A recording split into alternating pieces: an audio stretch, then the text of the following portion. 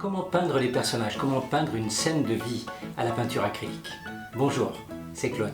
Ajouter des personnages à un tableau, bien sûr, ça lui donne plus de vie. Et j'affectionne particulièrement ça, peindre des scènes de vie. Aujourd'hui, j'ai choisi cette petite famille au retour d'un pique-nique au bord de l'eau. Là encore, vous le verrez, j'ai modifié l'arrangement des personnages pour obtenir une meilleure composition. Alors, si vous êtes prêts, allons-y. J'ai commencé par dessiner les personnages avec assez de précision et la falaise en arrière-plan à la peinture rouge. Nous sommes toujours sur un fond noir. Plus à droite, et non représentée sur cette peinture trop petite, une cascade vertigineuse qui se jette dans ce grand bassin auprès duquel de nombreuses familles viennent pique-niquer.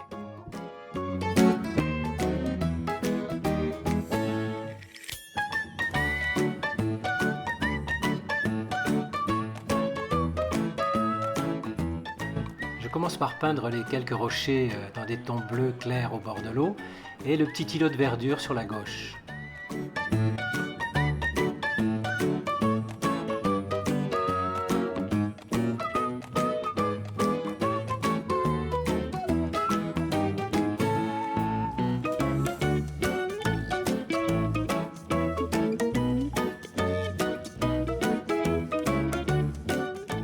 Maintenant le mur de pierre de la falaise qui lui est dans l'ombre, donc j'utilise pour ça des tons assez foncés allant du bleu sombre au violet, voire quelquefois même aux orangés.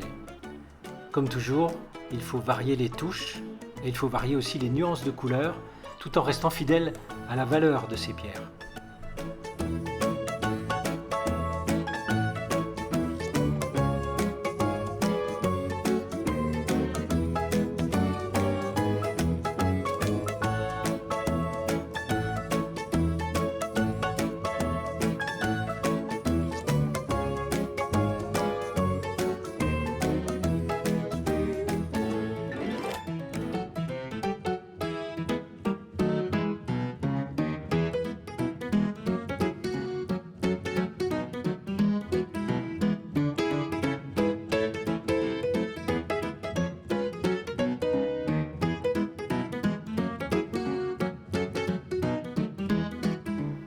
Et vous avez vu que je ne remplis pas tout, je laisse en noir les fissures entre les pans rocheux.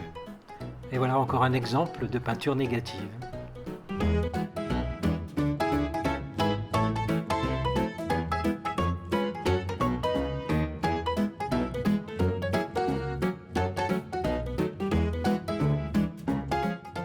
Et maintenant des touches vert clair sur le petit morceau de verdure éclairé par le soleil à gauche, au pied de la falaise.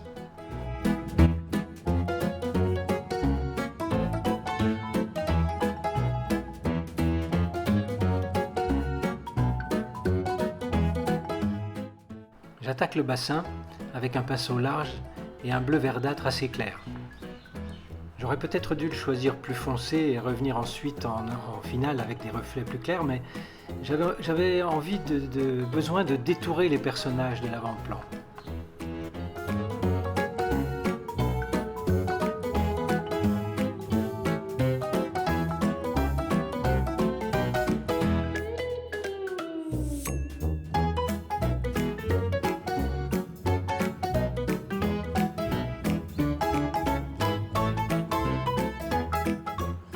Je continue à isoler cette famille avec des touches d'un ton ocre rosé qui représentent les galets au pied des personnages.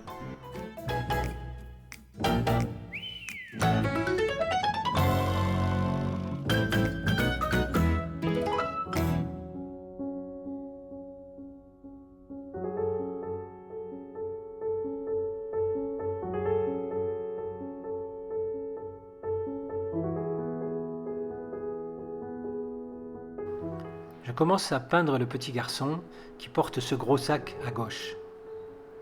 Je vous ai mis la photo de la famille recomposée au-dessus.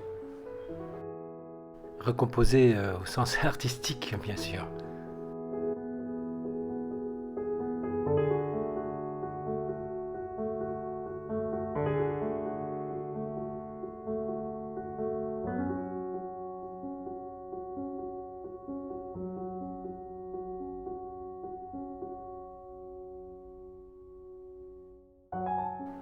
Il s'agit d'être assez minutieux dans la peinture de ces personnages car leur taille est assez grande, pratiquement la moitié de la hauteur du tableau.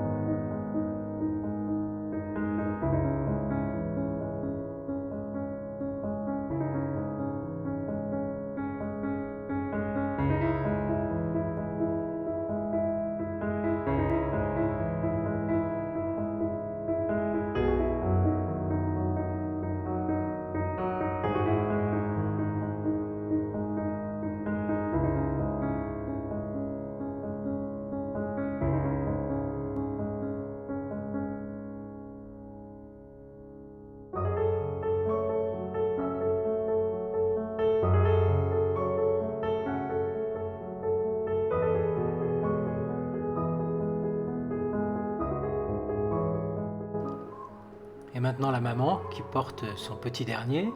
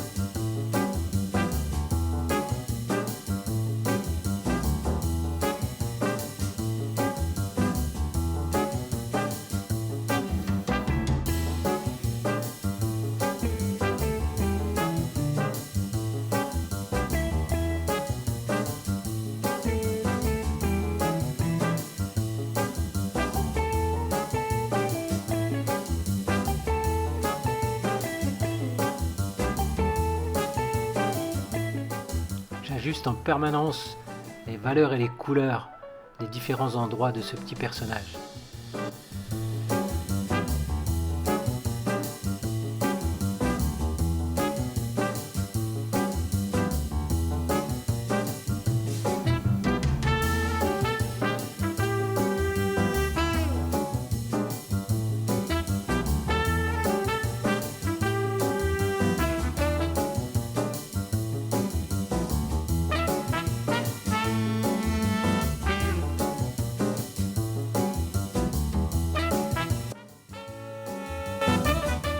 Le père est peint de la même façon, son visage étant plus sommaire car plus dans l'ombre cachée par ce qu'il porte sur l'épaule.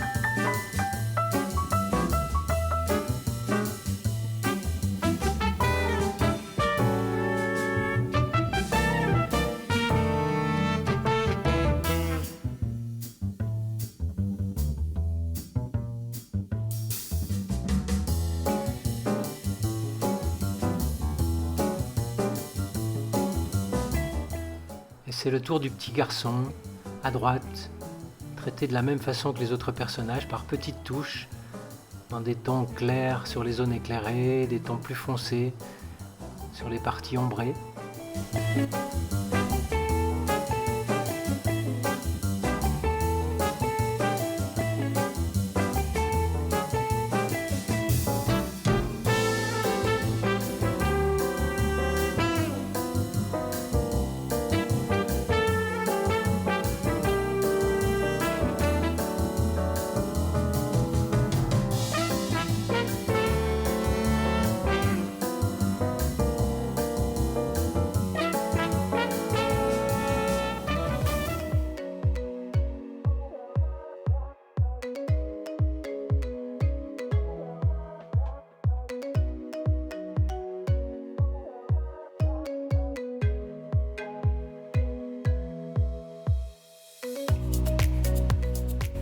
Vous avez vu, j'ai pris beaucoup de temps pour peindre ces 4 petits personnages en étant très minutieux sur les détails, car c'est eux qui font le sujet finalement de cette peinture, l'arrière-plan étant beaucoup plus sommaire.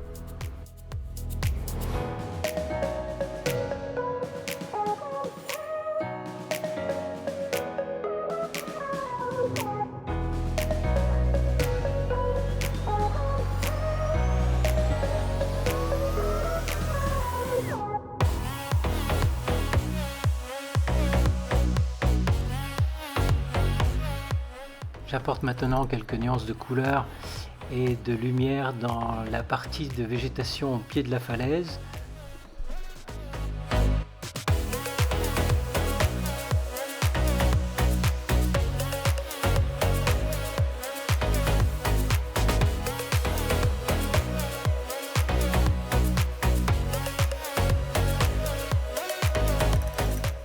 Et je fais de même maintenant sur la paroi rocheuse, avec des touches assez fines, de couleurs plus claires, dans les tons rosés, bleutés.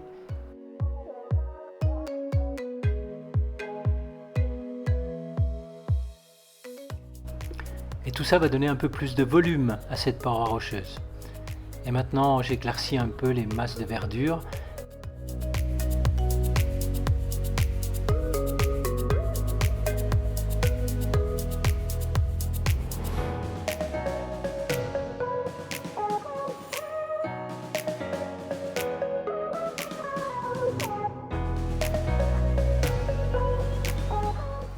Et toujours ces petites lignes verticales fragmentées qui vont donner du volume, du relief à ces roches.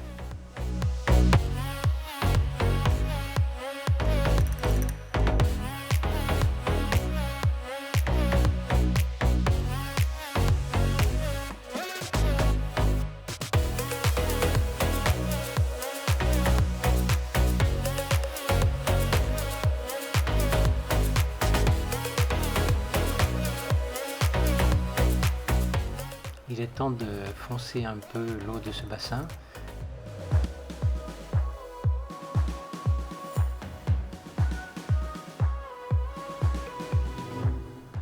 Comme cela, je pourrais marquer un peu quelques reflets plus clairs.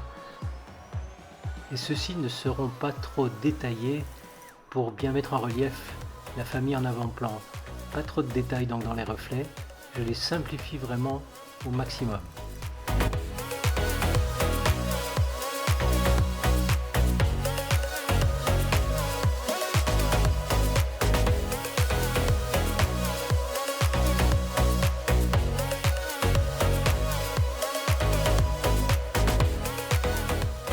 Je termine les galets de l'avant-plan avec toujours des touches de couleurs variées, des tons rosés, plus orangés, plus ou moins foncés. La variation toujours très important dans la composition d'un tableau.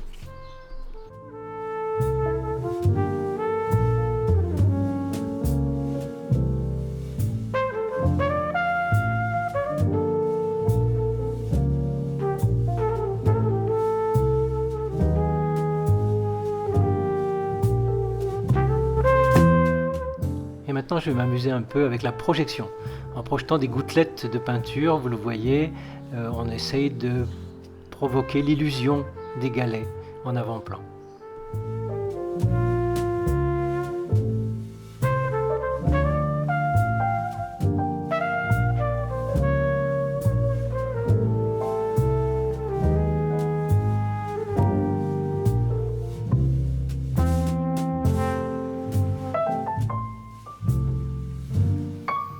Encore quelques reflets plus clairs, très horizontaux, à poser à la pointe d'un pinceau plat.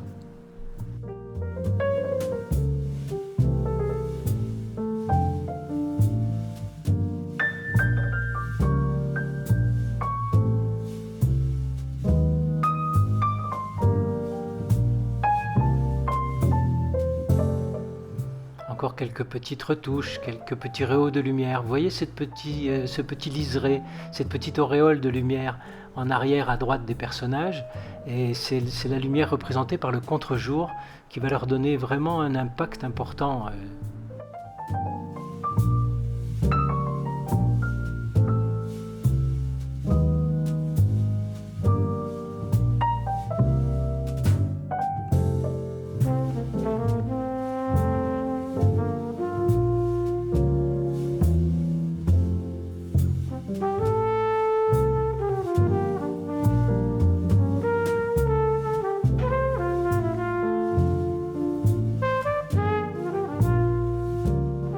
Encore quelques petits détails, notamment l'ombre des personnages sur les galets, et nous aurons terminé.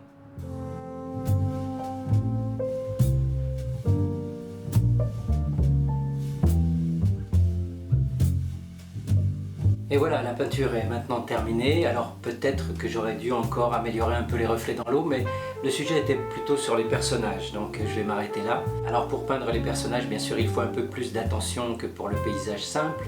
C'est-à-dire si vous peignez des branches d'arbres qui sont trop hautes, trop basses, le spectateur ne verra pas la différence. Par contre, un personnage, ça mérite de respecter bien sûr son anatomie et de le faire de façon précise, mais nous en reparlerons.